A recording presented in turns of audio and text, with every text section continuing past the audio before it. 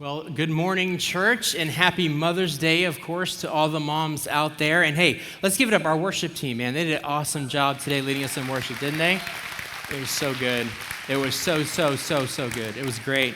Yeah, and I that last song, man, it was pretty emotional there. And I think it's such a good reminder, not just for Mother's Day, but for all the time, that God is with us.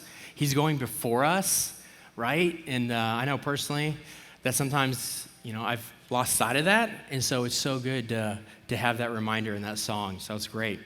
But hey, happy Mother's Day again for all the moms in the room and, of course, watching us online. So for those moms who are watching online, all the moms in the room are jealous if you're still in your pajamas. So that's great. No, just kidding.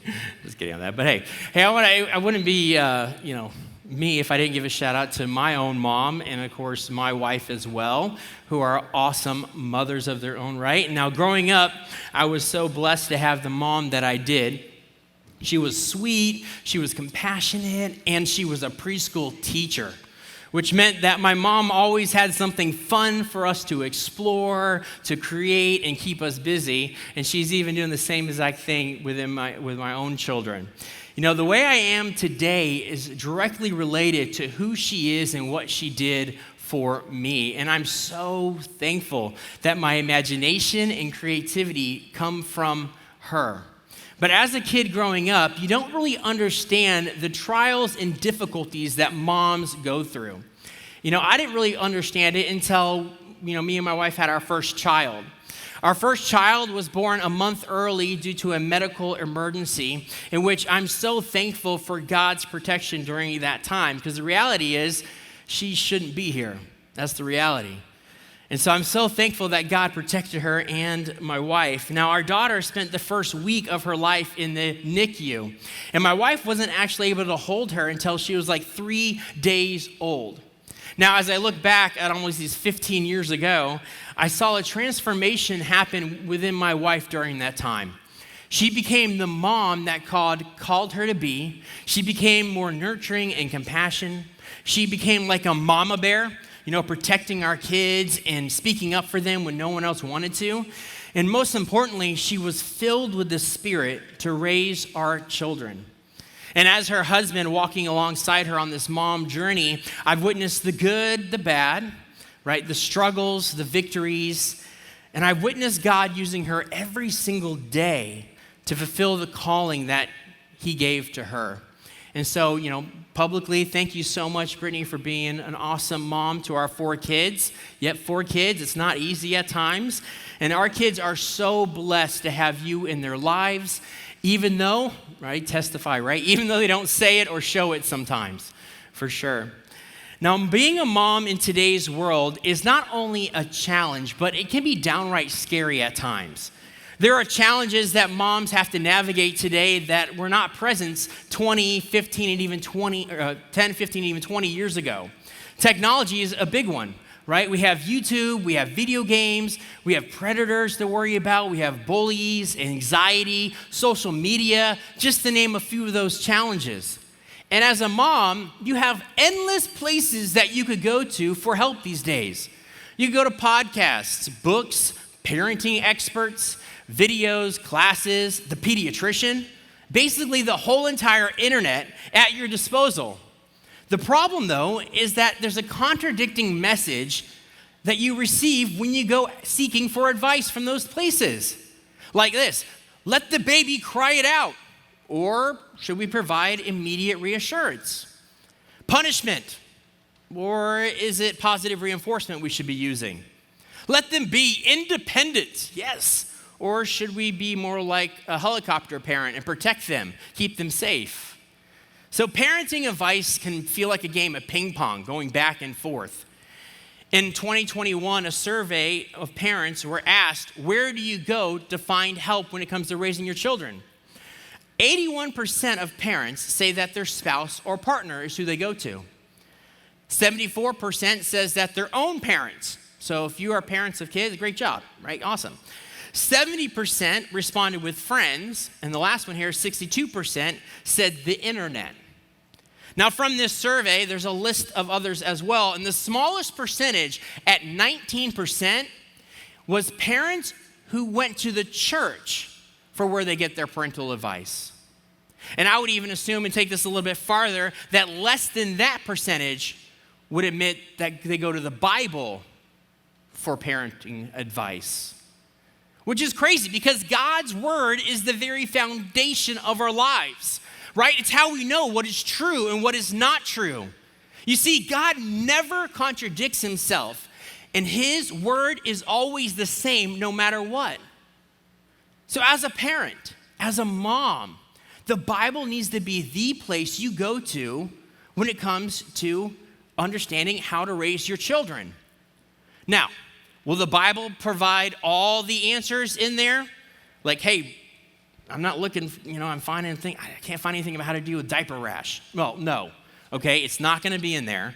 But what it does provide you with is a rock solid foundation for you to build yourself upon. But here's the problem, right? If the Bible isn't the number one place you go to for advice, then you have some rocks that need to be moved back. You, mom, need to put these rocks back. And so we're in a series of messages entitled Put the Rocks Back. Now these rocks we have, and we're speaking of, are not like real rocks that are like here on the stage in front of me. But these rocks are about God's truth, right? God's truth that is found in the Bible. And so why do these rocks need to be moved back? Well, what we know is that due to culture and due to trends, due to even tolerance, that the truth has been twisted, altered, even forgotten. So as the church and follow believers, it's our job to see these rocks and put them back where they belong. And so today, being Mother's Day, I thought it would be appropriate for us to talk about the rocks that moms need to put back. And just because we're talking about moms today, okay, doesn't mean everyone is off the hook. All right, we all have a role to play in putting these rocks back. So please do not check out. Because if we do not, then a future generation could grow up not knowing who God is and what he did for them. Based on current observations in God's word, there are 4 rocks that have been moved and you moms must put back. So hopefully you have the outline sheet here and you could fill this in with me. So on your outline sheet, let's look at that first rock.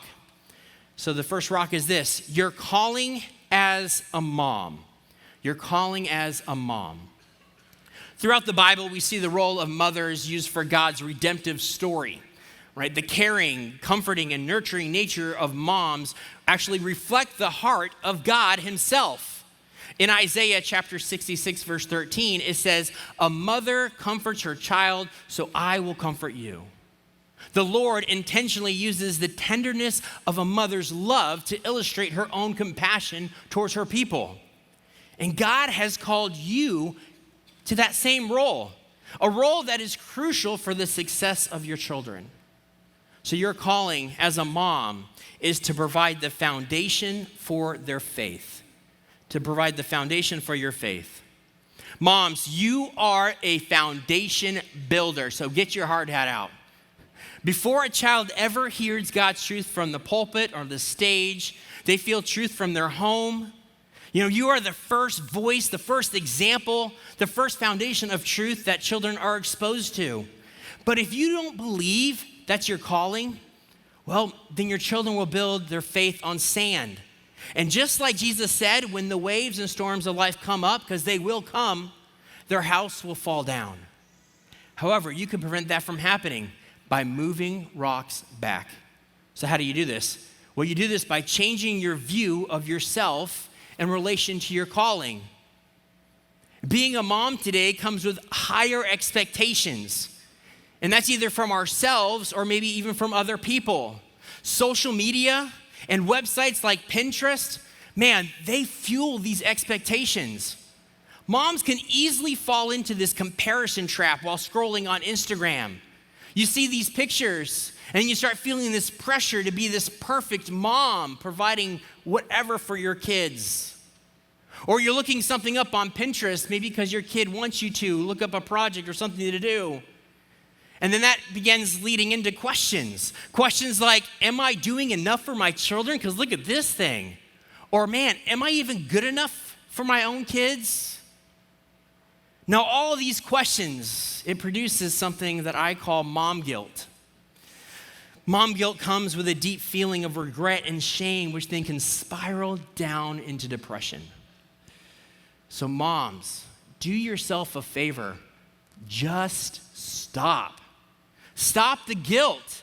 Take the pressure off yourself, because you do not have to be a perfect mom. Your children do not need to be perfect little robots. God is not asking you to raise perfect children. He's asking you to build on a perfect foundation. And that foundation is anchored in your calling as a mom, a calling that God himself gave you. But here's the truth about God's calling. You'll feel ill-equipped for your calling. It's because there's a gap, right? On one side, you have your abilities. On the other side, you see the assignment that God has called you for. And the tendency is to see this gap as a lack thereof, or maybe that you're not good enough, or you're even disqualified. But here's the thing. In this gap, that's where faith is allowed to grow, and then the Spirit can begin to move. And so as a mom, with the Spirit empowering you, with God's strength to be the mom that God wants you to be, he'll make it happen for you. And I've seen this firsthand in my own home. There's been numerous times where my wife feels ill-equipped. I just don't know what to do. Yet God gives her the power to keep moving forward, keep responding to this call. In fact, your calling is not just a calling. It's an act of stewardship as well. Motherhood is not just a calling, it's a sacred stewardship. In Psalms 127, verse 3 through 5, Solomon talks about children being a gift from the Lord. And so just like any other gift, it needs to be stewarded appropriately. If not, then that gift is wasted. Mothers, do not waste this time with your children. It will fly by. Just ask any adult parent who has adults, right? Those time flies by. And so God has given them to you, and you are called to provide a foundation for their faith. Build a firm foundation where your actions are rooted in the truth and your love is a reflection of Jesus. So let's look at the second rock. The second rock is your responsibilities as a mom. Your responsibilities as a mom.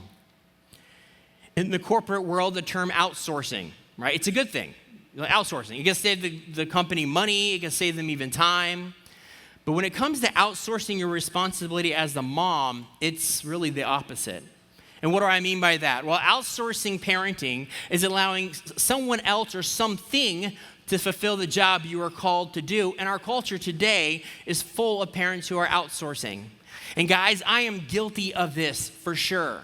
Because I get tired. I come home and I'm tired. The kids want to play with me. And I experience this guilt. Like, man, should I do that? I don't know. I'm just too tired. And so what do? I outsource to a screen and a device instead of being a parent to them. Now, outsourcing as a parent, there are times where it's okay to outsource. However, there is a time where outsourcing is not okay and actually goes against what God says. So moms, you need to put back this rock of responsibility, and that is this, to pass on a legacy of their faith. To pass on a legacy of their faith. 4 times a year, we have family dedications or child dedications. We just had one here in April. On those Sundays, I talk with those parents who are participating about their responsibility of passing their faith legacy on. During that talk, I go over Psalm 78, which addresses the importance of this responsibility. This is what the psalmist says, that children need to be taught about their faith so that future generations will not end up being stubborn, rebellious, and not be faithful to God. Man, so as a mom, your desire for your children should be for them to know and trust God because eternity is at stake here. And that's what I call thinking with the end in mind, right? Thinking about something and how you want it to become the end result, right? So thinking more about your child's faith than about their grades. Grades are important, but are they going to affect eternity? Or what career your child will have, or even how many grandkids that they will give you. Because it really doesn't matter in the end if they do not know who God is. But please, listen carefully to this. Your responsibility is not to get them saved. It's not. Only the Spirit can do that. What your responsibility is to train up a child in the ways he should go, so when they're older, they will not turn from it, as Proverbs 26:6 says. And so when you pass down a faith legacy, what you're doing is called discipleship. A couple of years ago, my wife and I attended a conference, and at the conferences, they have this big resource center full of stuff you could get and support and even some merch. And so we were walking around the resource center, and she found a t-shirt there, and she had to have it. She's like, I have to have this shirt. It's because there's a saying on it, and the saying was this: raising tiny disciples. Raising tiny disciples. And so how true is that shirt? It really is. Because as a mom, you're not just raising children, you're raising disciples. You're raising disciples. In Matthew chapter 28, Jesus tells his followers to what? To go make disciples of all nations. You know, looking through this statement, Jesus did not include an age limit, did he? Right? He didn't say, go make disciples of all nations who are over the age of 18. No, that's not in my Bible, and if it's in yours, please show me afterwards. We are all tasked with making disciples of all ages. So moms, widen your thinking, change your perspective. Part of your responsibility as a mom is to make disciples, and that starts in your own home with your own children. At the end of Joshua chapter 24, verse 15, is a famous saying that a lot of Christian parents have on their walls, right? It says this: for me and my household, we will serve the Lord. Right? You've heard that before, right? Well, moms, there's no better way to serve the Lord than by raising tiny disciples. Look at the third rock. So the third rock on your outline sheet, it says your commitment as a mom. Your commitment as a mom. It's no secret, but being a mom requires a lot of commitment. You're committed to soccer practices, lunchbox packing, school involvement. You're committed to play groups, doctor visits, and even cuddling. Yes, everyone needs a good cuddle. Now, managing all those commitments require you to be a super mom. Cape, if you want to wear a cape, that's fine. But the rock of commitment I'm referring to is not related to your time per se. It will require your time, but the rock of commitment I'm referring to is about discipline. It's about disciplining your children. And when you think of the word discipline, it usually has a negative tone to it, right? Thinking, oh man, that's so harsh. And it's because of modern day research by these experts, right? They're concerned because of the emotional and mental scars that discipline could have on a child, which there is truth to this, okay? There is truth. But because of that, moms have moved this rock. They moved this rock of discipline because they go from one extreme to the next. Well, if I can't go hard and spank, then I'm just not going to do anything at all. And so the commitment to discipline children is nowhere to be found today. Parents actually shy away from discipline, especially moms who believe it goes against their motherly, nurturing, compassionate nature. I'm supposed to be loving. I can't do that. Well, the problem here is when you have that, well, that's when we see moms becoming their child's friends. And friends, they're loving, they're fun, they're happy, which is the opposite of what discipline is supposed to be. But being your child's friend is not part of your calling as a mom. And it's not part of your calling as a parent either. During this year's March Madness, Charles Barkley, a former basketball player and now a televisionist analyzer for CBS, he made headlines for his comments about parents being friends with their children. This is what he said: "You're not their friend, you're their parent." He then later goes on to say this, that a lack of discipline creates brats. Wow. On national television, he said this. Now, Charles is a big believer in spanking. He believes in spanking because it's a tool to teach children right from wrong, stating that children cannot always be reasoned with the word, and so you need to swat them, okay? Now, you might find Charles Barkley's comments a little old school, okay? But there is some truth in what he said. Contrary to what today's culture says, being committed to disciplining your children is actually an act of love. It's an act of love. Solomon said in Proverbs 13:24, whoever spares the rod hates their children, but the one who loves their children is careful to discipline them. You see that? Hate, not love, but hates their children if you do not discipline. But also get this, right? It says careful to discipline them. Careful. It doesn't mean go off and be extreme and go all out. No, it says be careful. So the purpose of disciplining your children is to prepare their hearts for their faith. To prepare their heart for their faith.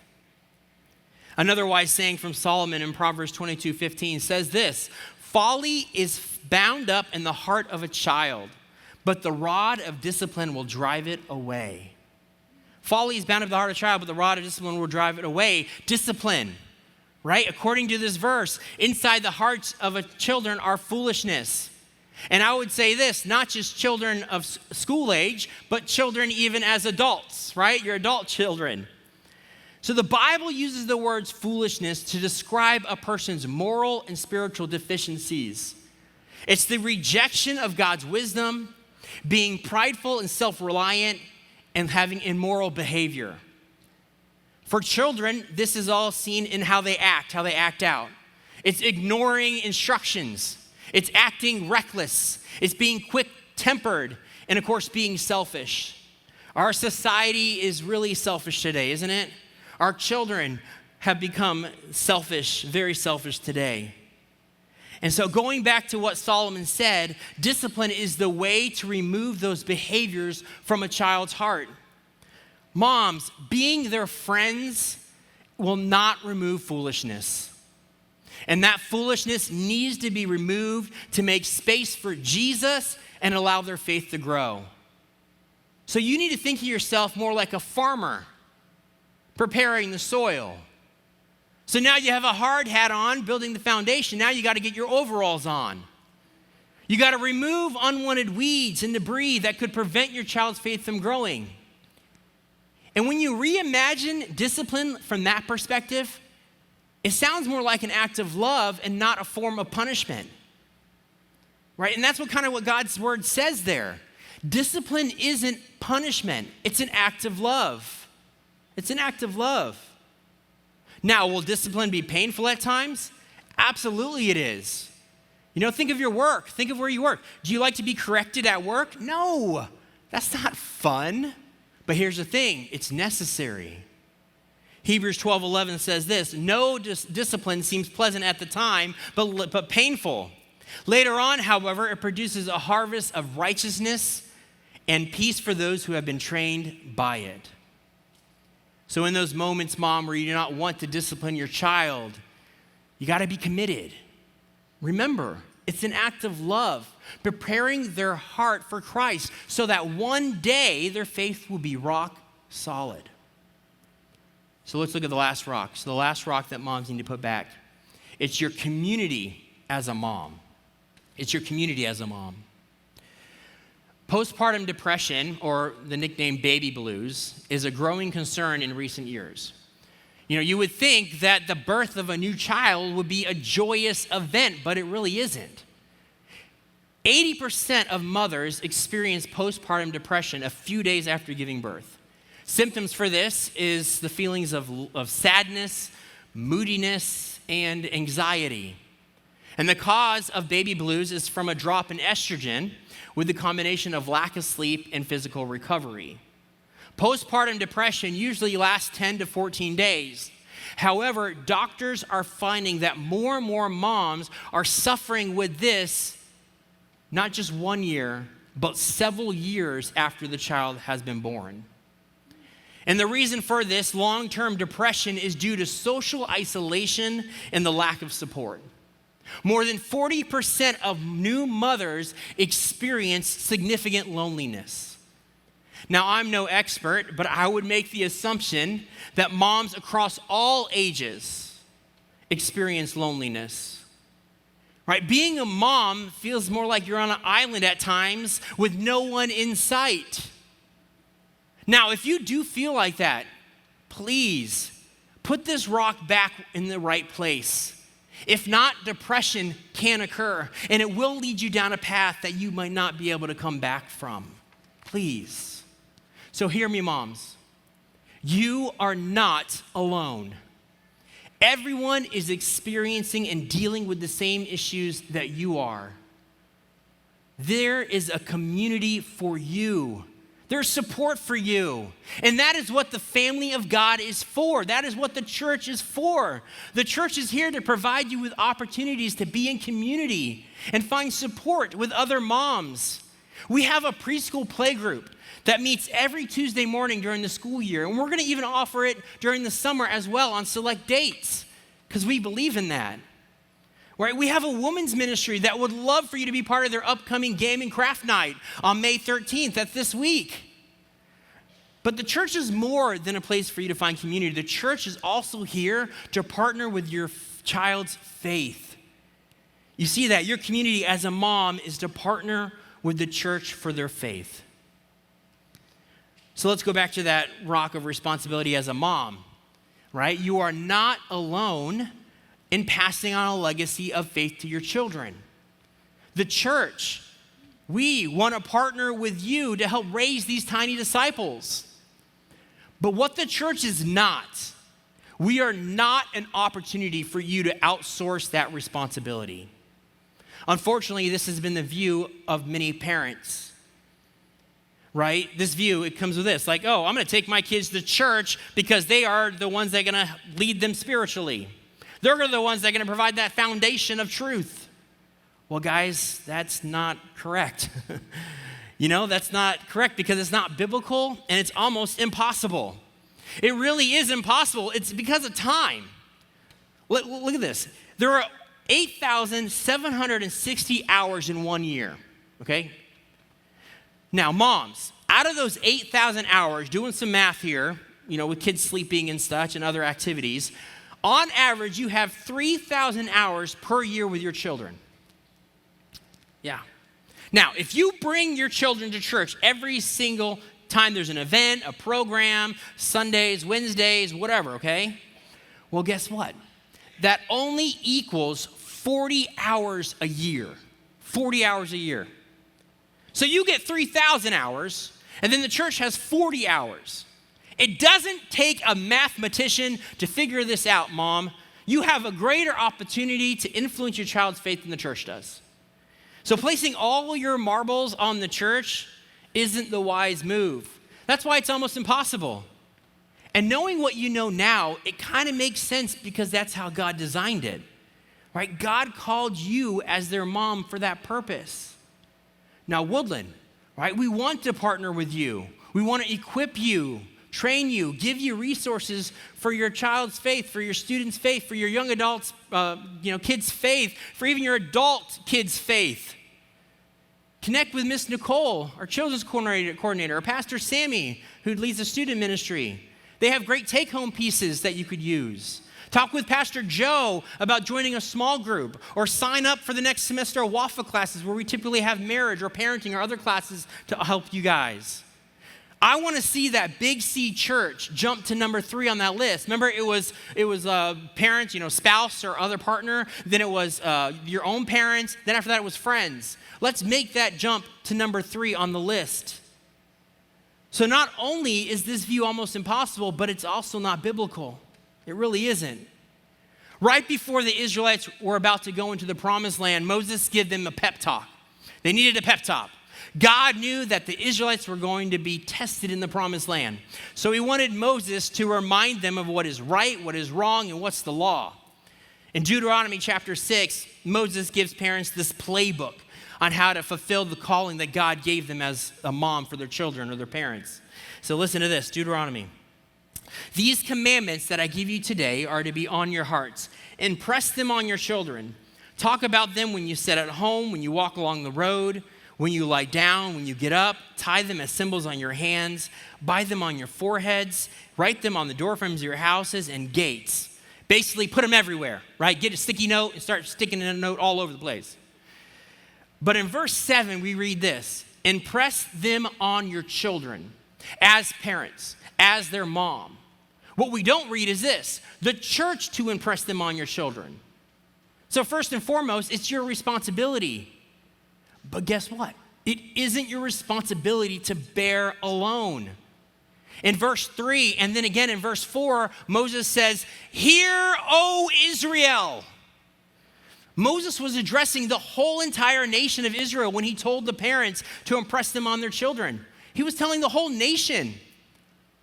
Because God knows that in order for children to have faith that is rock solid, built on the truth, it's going to take a community working together, sharing with each other, sharing their time, their wisdom, and resources.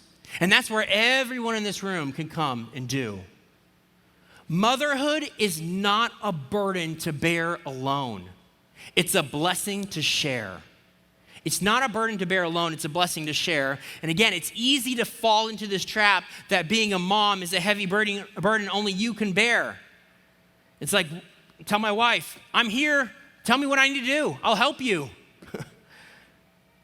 And just as Frodo Baggins believed, it's the same thing. He thought he was on his way to Mount Doom to throw the ring in there, and he thought it was just all on him. But no, find you guys a Samwise. Go read Psalm 127, verse 3 through 5 again. Because it says, you are blessed by God because you have children in your life. And I understand that not all the time that you feel like that. But the truth is, it is. You have a blessing because of God and these children in your lives. So being a mom is the greatest role that you'll ever have. And this role isn't just reserved for biological moms either. In 2025, America had 330,000 children in the foster care system. In 2024, around 2.7 million children are being raised by grandparents. And 21% of all U.S. children currently live in a single-parent household, typically with just their mom. So the landscape of who is a parent and who is a mom is changing. It's no longer the biological or birth mom. Now it's grandmas, foster moms, aunts as moms, friends picking up and being moms, adopted moms, spiritual moms, godmothers, and on and on and on. You see, mom isn't a title. A mom is a woman whose actions are rooted in the truth and whose love reflects Jesus for a child. And so if you're a woman in here and your actions are in truth towards a child and being Jesus towards a child, well, you're a mom in my book. And God has called all of you to be a mom. And He will give you what you need for this calling, even though you might feel ill-equipped and unprepared. Keep in mind, raising children is a long game that will take patience. And there will be days that you'll be testing your commitment, and your children might even look at you and say, I hate you. But don't doubt that they really do still love you. So through this journey of being a mom with all the ups and downs, endless cuddles, sleepless nights, and questions like, does this smell? You must be a mom who puts these rocks back. Because if you do not, then we run the risk of another generation not knowing who God is. And that is the last thing our world needs now. So I'm going to ask our worship team to come out here. And if you're part of our response team, I would invite you to come forward. And I'm going to ask everyone else to stand up if you would, if you're able to. Because I want to close out our service today addressing three groups of people. Okay? The first group are moms who know that some rocks need to be put back. Maybe you know that there's some rocks that need to be put back. Maybe that was like the first rock second, third, or maybe all four of them. You realize, you know what, all four of these rocks, I feel really convicted I need to put back. Right? Maybe you're asking these questions. Do you doubt your calling as a mom? Is motherhood leaving you feeling overwhelmed and lonely? Do you even feel inadequate? So if you answered yes to these, I encourage you to come up to the front now. Come to the front of this church as a physical representation that you need to put rocks back. Because once you do, here's the thing. Once you do, you are going to experience a joy and a peace as a mom that only God can provide. Our team is down here, and they want to pray for you. But also remember, this is a community, so they want to help you on this journey as a mom. Second group of moms, right, are those who just can't put those rocks back. As you notice, all of these rocks are about your child's faith and how their faith relates to your faith. So mom, how can you do anything for their faith if you have no faith of your own? And so if that's you, then you need to start your faith journey today by believing in Jesus, that he's God's son. He died on the cross for the sins that you commit. And you need to choose to follow him. And again, our response team is down here, and they'd love for you to talk to them about that. And so please, you could come forward if that's you. Start following Jesus so you could become the mom that God created you to be. And the last group of people is everyone who isn't a mom, right? Guys. Well, everyone. Now here's the reality. I'm no biologist, but we all have a mom, okay? We all have a mom. And I don't know your past or your present when it comes to your feelings about a mom, but what I do know is this. All moms need your help. They need your help. Moms don't need your judgment.